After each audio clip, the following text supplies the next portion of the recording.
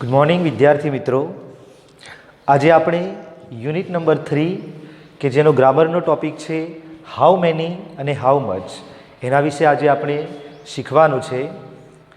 તો how many અને how much વિશે તમે અગાઉના ધોરણોમાં પણ WH ક્વેશ્ચન્સ તરીકે હાઉ મેની અને હાઉ મચ વિશે શીખ્યા હશો. ટેન્સની અંદર જ્યારે આપણે WH ક્વેશ્ચન બનાવીએ છીએ ત્યારે હાઉ મેની અને હાઉ મચ વડે પ્રશ્નની રચના આપણે કરતા શીખ્યા છીએ.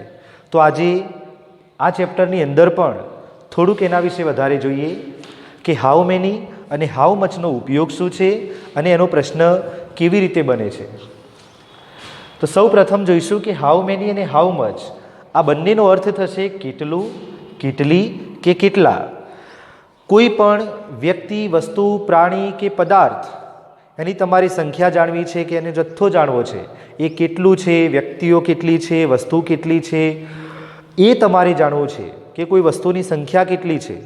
તો એ જાણવા માટે તમે હાઉ મેની કે હાઉ મચ વડે પ્રશ્ન બનાવશો. તો આપણે એ શીખીશું કે હાઉ મેની વડે પ્રશ્ન ક્યારે બનશે અને હાઉ મચ વડે પ્રશ્ન ક્યારે બનશે. તો સૌ પ્રથમ જોઈએ કે હાઉ મેની વડે આપણે પ્રશ્ન ક્યારે બનાવીએ. તો હાઉ મેનીનો ઉપયોગ થાય છે કાઉન્ટેબલ નાઉન્સ, મતલબ કે કાઉન્ટેબલ એટલે કે ગણી શકાય તેવા નામો. જે નાઉન ગણી શકાય છે, મતલબ કે જે નામો ગણી શકાય છે, વ્યક્તિ ગણી શકાય, પક્ષીઓના નામ ગણી શકાય, વસ્તુઓના નામ ગણી શકાય. તો કાઉન્ટેબલ નાઉન જે પણ ગણી શકાય તેવા નામ છે તો એની સંખ્યા જાણવા માટે હાઉ મેની વડે પ્રશ્ન પૂછી શકાય. આપણે એમ પ્રશ્ન પૂછીએ કે વર્ગખંડની અંદર કેટલા વિદ્યાર્થીઓ છે, તો તમને એની સંખ્યા જાણવા મળશે કે 25 વિદ્યાર્થીઓ છે કે 45 વિદ્યાર્થીઓ છે. વર્ગખંડમાં કેટલા છોકરાઓ છે, કેટલી છોકરીઓ છે, કેટલી બારીઓ છે, કેટલી ટ્યુબલાઇટ છે, કેટલા પંખા છે. તો વિદ્યાર્થી મિત્રો, આ કહેવાશે કાઉન્ટેબલ નાઉન્સ કે જેનો તમને સંખ્યામાં જવાબ મળશે. તમે એને ગણીને જવાબ આપી શકશો. વર્ગખંડમાં કેટલી બેન્ચીસો છે, તો કહી શકશો કે 16 બેન્ચ છે કે 17 બેન્ચીસ છે. તો આવા ગણી શકાય તેવા નામોની સંખ્યા જાણવા માટે હાઉ મેની વડે પ્રશ્ન પૂછી શકાય. પરંતુ જો તમે એમ પૂછો કે ઘી કેટલું છે તો એને તમે ગણી નહીં શકો. પાણી કેટલું છે ગણી નહીં શકો. ગોળ કેટલો છે, ખાંડ કેટલી છે, ચા કેટલી છે, તો આ જે પ્રવાહી પદાર્થો છે કે દ્રવ્ય છે એને તમે ગણી શકતા નથી. તો એવા જે નામ છે એ અનકાઉન્ટેબલ નાઉન્સ કહેવામાં આવે છે.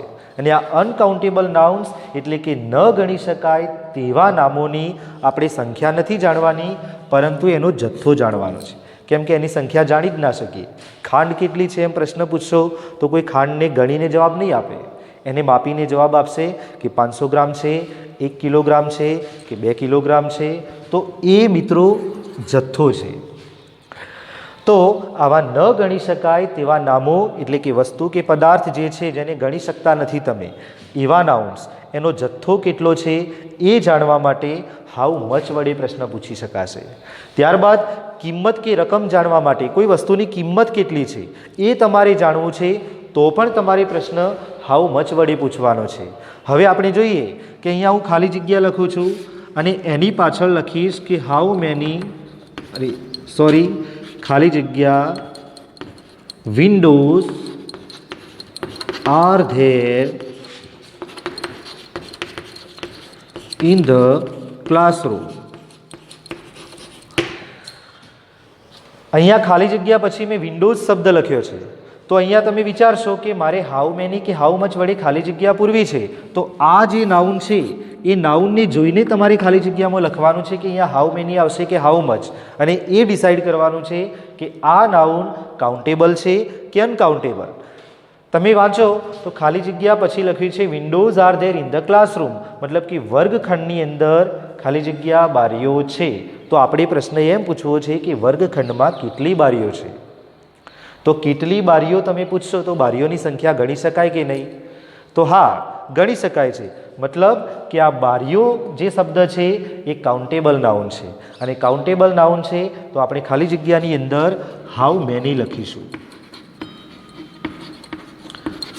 અહીંયા તમે જો હાઉ મચ લખશો તો તમારી ખાલી જગ્યા ખોટી પડશે. કેમ કે આપેલું જે નાઉન છે એ અનકાઉન્ટેબલ નથી પરંતુ કાઉન્ટેબલ છે અને ગણી શકાય છે.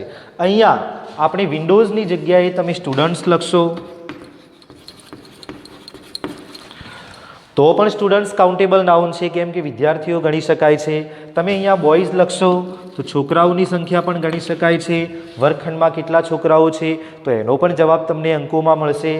વર્ગખંડમાં કેટલી છોકરીઓ છે, ગર્લ્સ લખશો તો પણ how many girls are there in the classroom તો એની પણ સંખ્યા મળી જશે, મતલબ કે કાઉન્ટેબલ નાઉન છે. હાઉ મેની બેન્ચીસ પણ લખી શકશો તમે કે વર્ગખંડમાં કેટલી બેન્ચીસ છે તો એનો પણ જવાબ તમને સંખ્યામાં મળશે. મતલબ કે આવા કાઉન્ટેબલ નાઉન્સની સંખ્યા જાણવા માટે હાઉ મેની વડે આપણે પ્રશ્ન પૂછીએ છીએ. પરંતુ જો તમને ખાલી જગ્યા આપેલી હોય અને એના પછી તમને ઘી શબ્દ લખેલો આપ્યો કે ખાલી જગ્યા ઘી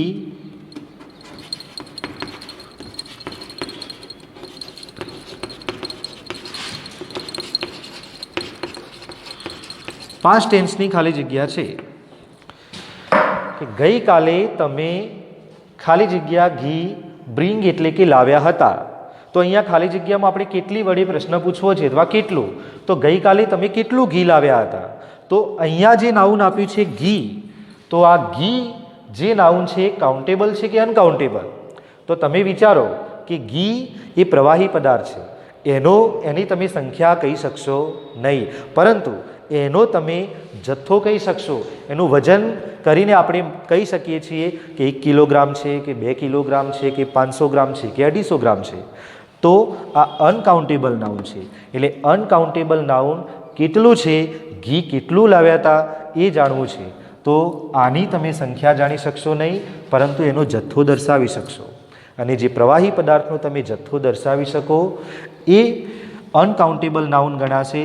અને એની પહેલાં તમે હાઉ મેની નહીં પણ હાઉ મચ લખશો. તો હાઉ મચ ઘી ડીડ યુ બ્રિંગ યસ્ટરડે એની જગ્યાએ જો હું અહીંયા કોકોનટ ઓઇલ લખું,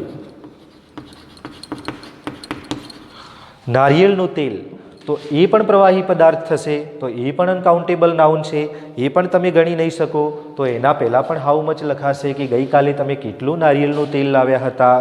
ત્યારબાદ અહીંયા હું કડ લખું, કડ એટલે કે દહીં, તો દહીં પણ આપણે ગણી ના શકીએ. તો દહીં એ પણ અનકાઉન્ટેબલ નાઉનમાં આવશે. કેટલું દહીં લાવ્યા હતા તો એનો પણ તમે જથ્થો દર્શાવી શકશો. ત્યારબાદ અહીંયા હું મિલ્ક લખું તો એ પણ દ્રવ્ય છે.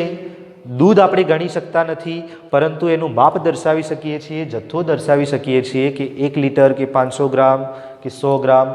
તો એ પણ અનકાઉન્ટેબલ નાઉન છે, એટલા માટે એની પહેલાં પણ હાઉ મચ લખાશે. તો મિત્રો તમને ખ્યાલ જ છે કે કાઉન્ટેબલ અને અનકાઉન્ટેબલ નાઉનને કેવી રીતે ઓળખવા, અને આ રીતે ખાલી જગ્યા પૂરવી હોય એટલે ખાલી જગ્યા પછી જે નાઉન આપ્યું છે એ જોવાનું કે કાઉન્ટેબલ હોય તો એની પહેલાં હાઉ મેની લખો, અને અનકાઉન્ટેબલ નાઉન આપેલું હોય તો એની પહેલાં હાઉ મચ લખો. હવે આપણે જોઈએ કે જુદા જુદા ટેન્સની અંદર હાઉ મેની અને હાઉ મચ વડે પ્રશ્ન કેવી રીતે બને છે. તો સૌથી પહેલાં આપણે ટેન્સ પ્રમાણે સેન્ટેન્સ લઈએ.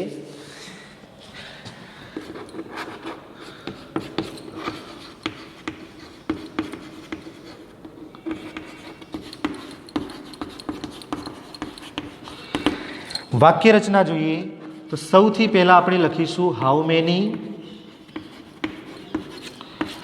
કે હાઉ મચ. ત્યારબાદ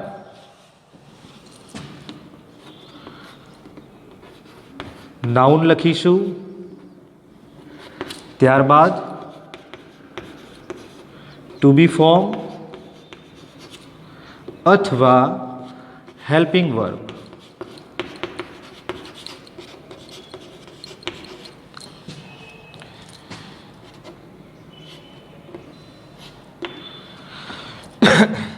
ત્યારબાદ સબ્જેક્ટ, ત્યારબાદ વર્બ 1,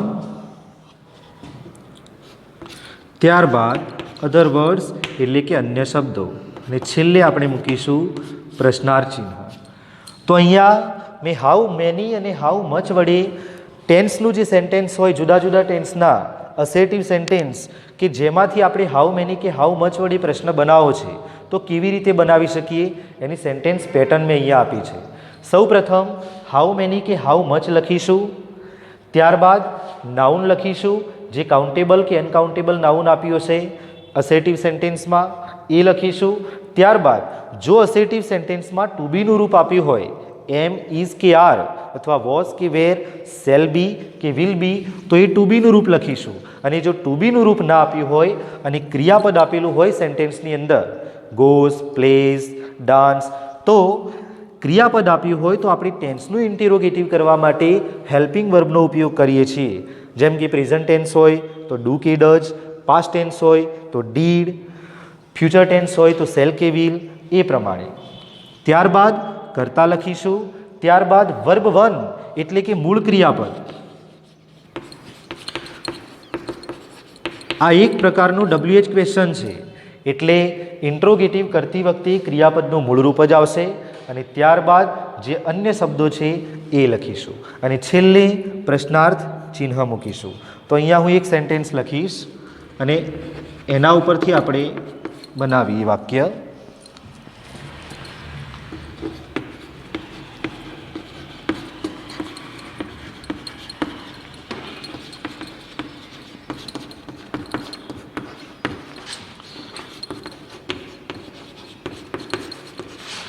સેન્ટેન્સ છે કે Rahul bias 10 kites from the shop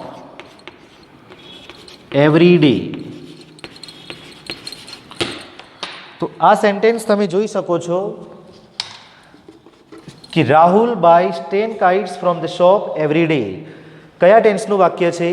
તો તમે એનો ઓળખ દર્શક શબ્દ જોશો કે એવરીડે શબ્દ, અને બીજો શબ્દ જુઓ કે બાયઝ, ક્રિયાપદને એસ લગાડેલો છે અને એવરીડે શબ્દ આપ્યો છે, મતલબ કે સાદા વર્તમાનકાળનું વાક્ય છે, સિમ્પલ પ્રેઝન્ટ ટેન્સનું.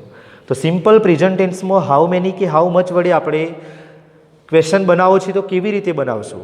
સૌથી પહેલાં તો આપણે એ જોવાનું છે કે આનો પ્રશ્ન, આ સેન્ટેન્સનો આપણે ક્વેશ્ચન બનાવવો છે તો હાઉ મેનીથી બનશે કે હાઉ મચથી, એ જોવા માટે આપણે એનું નાઉન શોધીશું.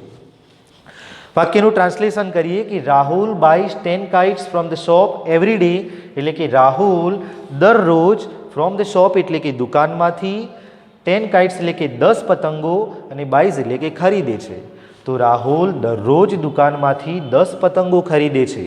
તો અહીંયા તમને નાઉન જોવા મળશે, જે ક્રિયાપદના પછી આપ્યું હશે 10 kites.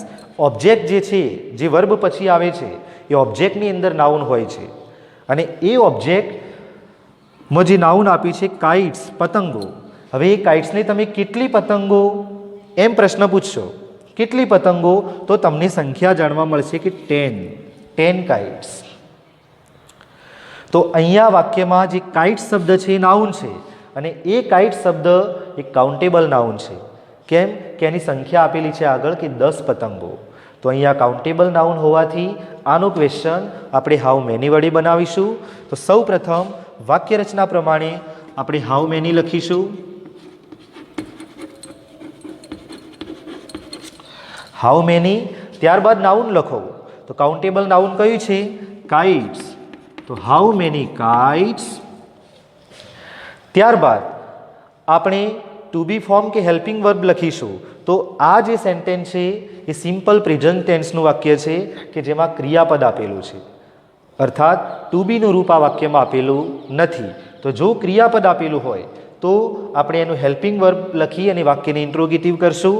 તો સિમ્પલ પ્રેઝન્ટ ટેન્સનું હેલ્પિંગ વર્બ રાહુલની સાથે ડઝ આવશે,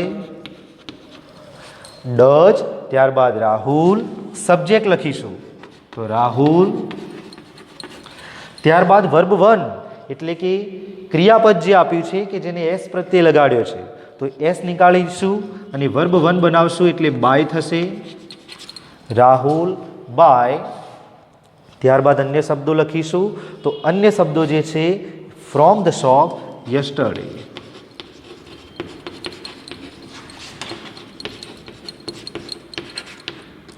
from the shop every day.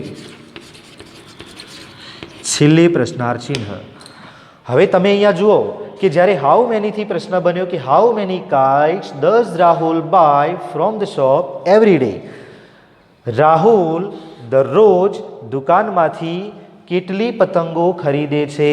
તો જવાબ મળશે કે 10 કાઇટ્સ. અને જે જવાબ દર્શાવે છે સંખ્યાદર્શક શબ્દ એ પ્રશ્ન બનાવતી વખતે નીકળી જશે. ફરીથી એક બીજી રીતે સમજાવું તો હાઉ મેનીથી પ્રશ્ન બનાવો એ વખતે હાઉ મેની સાથે નાઉન્સ લખો કે હાઉ મેની કાઇટ્સ, ત્યારબાદ જે સેન્ટેન્સ છે તમારે વાક્ય રચના યાદ ન રાખવી હોય તો એક બીજી પેટર્ન એ છે કે હાઉ મેની સાથે નાઉન લખો, ત્યારબાદ જે બાકીનું સેન્ટેન્સ છે એને ઇન્ટ્રોગેટિવ બનાવી દો. જે ટેન્સનું વાક્ય હોય એ ટેન્સમાં ઇન્ટ્રોગેટિવ બનાવો, તમારો પ્રશ્ન વાક્ય રચના મુજબ જ બની જશે. હાઉ મેની કાઇટ્સ, ત્યારબાદ ઇન્ટ્રોગેટિવ કરો તો ડઝ રાહુલ, બાયઝનો બાય અને પાછળ જે વધ્યું એ લખી દો from the shop every day. આ જ વાક્યને જો હું પાસ્ટ ટેન્સમાં ફેરવું અર્થાત આ વાક્ય પાસ્ટ ટેન્સમાં બનાવું તો આ રીતે બનશે કે Rahul bought 10 kites from the shop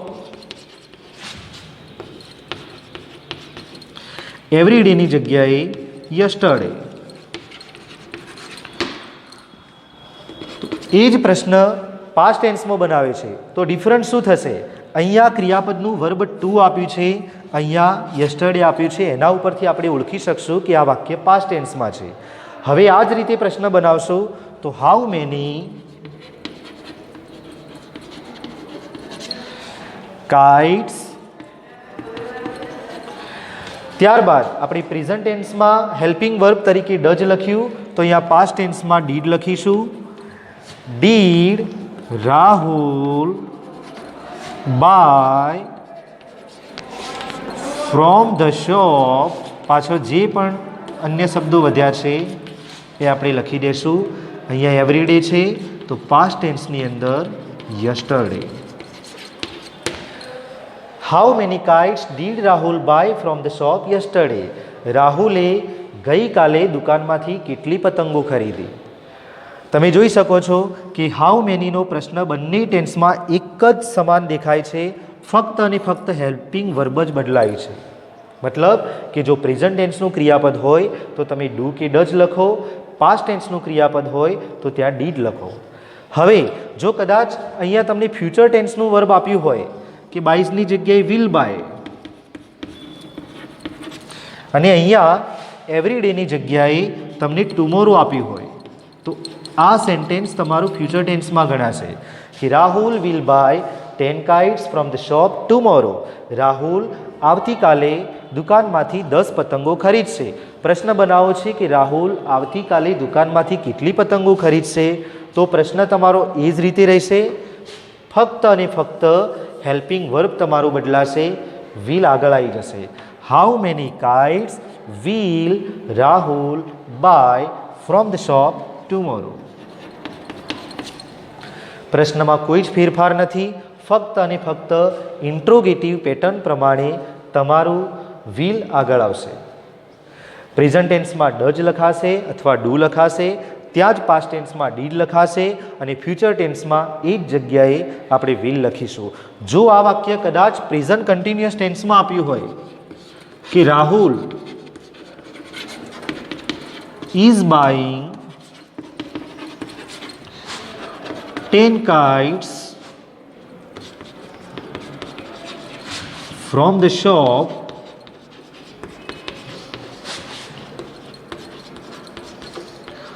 now, તો અહીંયા તમે જોઈ શકો છો કે Rahul is buying 10 kites from the shop now, અર્થાત રાહુલ અત્યારે દુકાનમાંથી 10 પતંગો ખરીદી રહ્યો છે.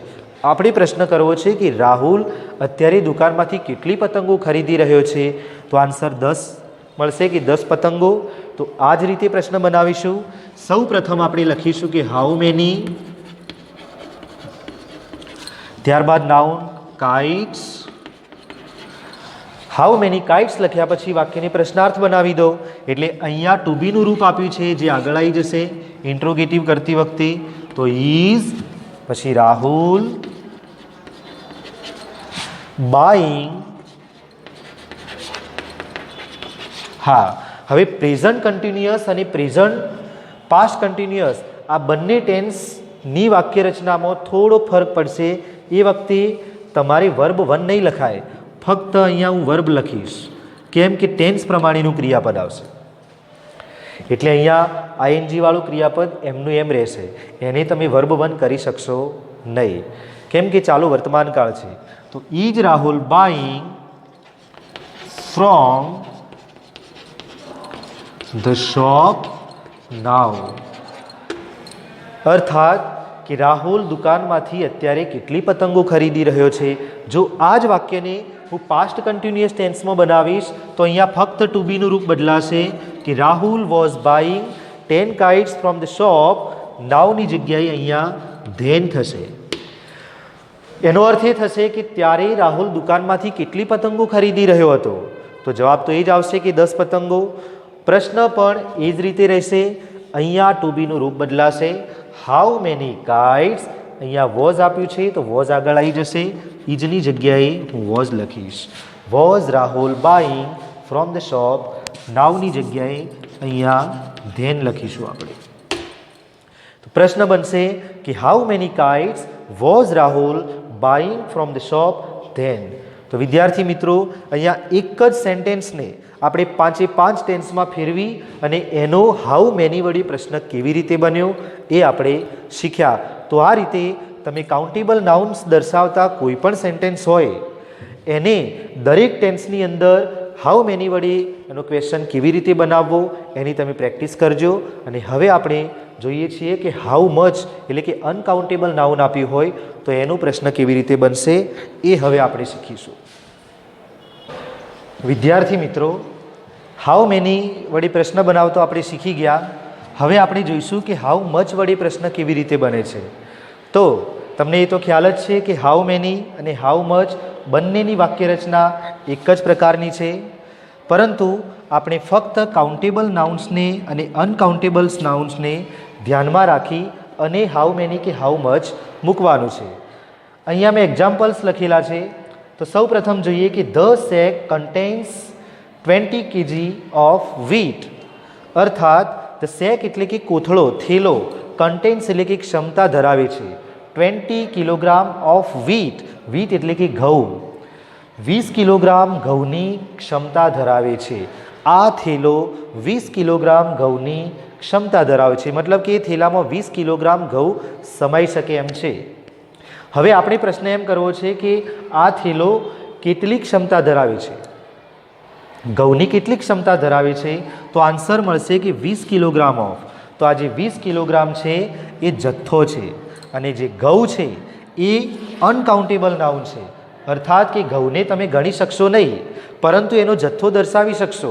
અને અહીંયા આ સેન્ટેન્સમાં ઘઉંનો જથ્થો દર્શાવેલો છે 20 કિલોગ્રામ, અહીંયા સંખ્યા દર્શાવેલી નથી. તો આ પ્રશ્ન આપણે હાઉ મચ વડે બનાવશું. તો સૌ પ્રથમ હાઉ મચ લખીશું, ત્યારબાદ નાઉન તરીકે વીટ લખીશું કે હાઉ મચ વીટ એટલે કે કેટલા ઘઉં. વીટ લખ્યા પછી તમે એ વાક્યનું ઇન્ટેરોગેટિવ બનાવી દો. તો ઇન્ટ્રોગેટિવ બનાવશો એટલે અહીંયા હેલ્પિંગ વર્બ તરીકે ધ સેક એટલે કે ઈટ કરતા છે, તો ઈટની સાથે પ્રેઝન્ટ ટેન્સ છે, ક્રિયાપદને એસ આપેલો છે, તો હેલ્પિંગ વર્બ તરીકે ડઝ આવશે. તો how much wheat does the સેક. ત્યારબાદ ક્રિયાપદ કે જેને એસ લગાડેલું છે તો અહીંયા એનું વર્બ વન થઈ જશે કન્ટેન, અને 20 કિલોગ્રામ ઓફ એ શબ્દ આન્સર છે એટલે એ નીકળી જશે. પ્રશ્ન બનશે કે how much wheat does the sack contain, મતલબ કે આ કોથળાની અંદર, આ થેલાની અંદર કેટલા ઘઉં સમાઈ શકે છે અથવા કેટલા ઘઉં સમાય છે. તો જવાબ આવશે 20 કિલોગ્રામ. એના પછીનું સેન્ટેન્સ છે કે Ankita boat 5 kilogram of potatoes yesterday, અર્થાત કે અંકિતાએ ગઈકાલે 5 કિલોગ્રામ બટાકા ખરીદ્યા. પ્રશ્ન આપણે પૂછવો છે કે અંકિતાએ ગઈકાલે કેટલા બટાકા ખરીદ્યા, તો એનો તમને જવાબ મળશે કે 5 કિલોગ્રામ. અને અહીંયા 5 કિલોગ્રામની બાજુમાં પોટેટોઝ જે આપેલું છે શબ્દ એ નાઉન છે. તો અહીંયા વસ્તુનું નામ છે પોટેટોઝ એટલે કે બટાકા. બટાકાની અહીંયા સંખ્યા નહીં પરંતુ જથ્થો આપેલો છે 5 કિલોગ્રામ. તો અહીંયા જે બટાકા છે એ કાઉન્ટેબલ નહીં પણ અનકાઉન્ટેબલ નાઉન બનશે, કેમ કે એનો જથ્થો આપ્યો છે, સંખ્યા આપેલી નથી. તો અહીંયા આપણે એ કહીશું કે ગઈકાલે અંકિતાએ કેટલા બટાકા ખરીદ્યા, તો હાઉ મચ વડે પ્રશ્ન બનશે. આપણે સૌ પ્રથમ હાઉ મચ લખીશું, ત્યારબાદ નાઉન તરીકે પોટેટોઝ, હાઉ મચ પોટેટોઝ. ત્યારબાદ ઇન્ટ્રોગેટિવ કરો તો અહીંયા ક્રિયાપદ જોઈશું. તો બોટ કે જે વર્બ ટુ છે, ઓળખદર્શક શબ્દ યસ્ટરડે એ પાસ્ટ ટેન્સ દર્શાવે છે, તો આ પાસ્ટ ટેન્સનું સેન્ટેન્સ છે એટલે અહીંયા હેલ્પિંગ વર્બ તરીકે ડીડ લખીશું. તો how much potatoes did Ankita, બોટનું બાય થશે, ડીડ અંકિતા, અને બોટનું વર્બ વન થશે બાય, અને ત્યારબાદ જે વધ્યો છે શબ્દ યસ્ટરડે. અર્થાત how much potatoes did Ankita buy yesterday, એટલે કે ગઈકાલે અંકિતાએ કેટલા બટાકા ખરીદ્યા હતા. આન્સર મળશે 5 કિલોગ્રામ. ત્યારબાદનું સેન્ટેન્સ જોઈએ કે a little curd is left in the bowl. અર્થાત કે લિટલ એટલે કે થોડુંક દહીં, લેફ્ટ એટલે કે બાકી છે, ઇન ધ બાઉલ એટલે કે કાચનો બાઉલ આવે કપ, તો બાઉલની અંદર થોડુંક દહીં બાકી છે, થોડુંક દહીં પડ્યું છે એમ કહેવા માગે છે આ વાક્ય. આપણે પ્રશ્ન એવો પૂછવો છે કે બાઉલમાં કેટલું દહીં બાકી છે અથવા કેટલું દહીં છે, કેટલું દહીં બાકી છે, તો આન્સર છે કે થોડુંક. તો અહીંયા લિટલ શબ્દ જે છે એ ક્ષમતા બતાવે છે દહીંની. નાઉન કર્ડ છે, આ કર્ડ નાઉન એ અનકાઉન્ટેબલ છે, જેને ગણી શકાતું નથી. તો એનો પ્રશ્ન આપણે હાઉ મચ વડે બનાવીશું. શરૂઆતમાં લખીશું કે હાઉ મચ, અને ત્યારબાદ નાઉન આવશે કર્ડ. પછી તમે ઇન્ટ્રોગેટિવ કરશો તો અહીંયા ક્રિયાપદ નહીં પણ ટુ બીનું રૂપ આપ્યું છે, અને આપણે નાઉન પછી ટુ બી ફોર્મ અથવા હેલ્પિંગ વર્બ લખીએ છીએ. તો આ જે ટુ બીનું રૂપ છે એ આગળ આવશે ઇન્ટ્રોગેટિવમાં, તો ઇઝ, અને જે ત્યારબાદ અહીંયા જે વધેલા છે એ શબ્દો લેફ્ટ ઇન ધ બાઉલ.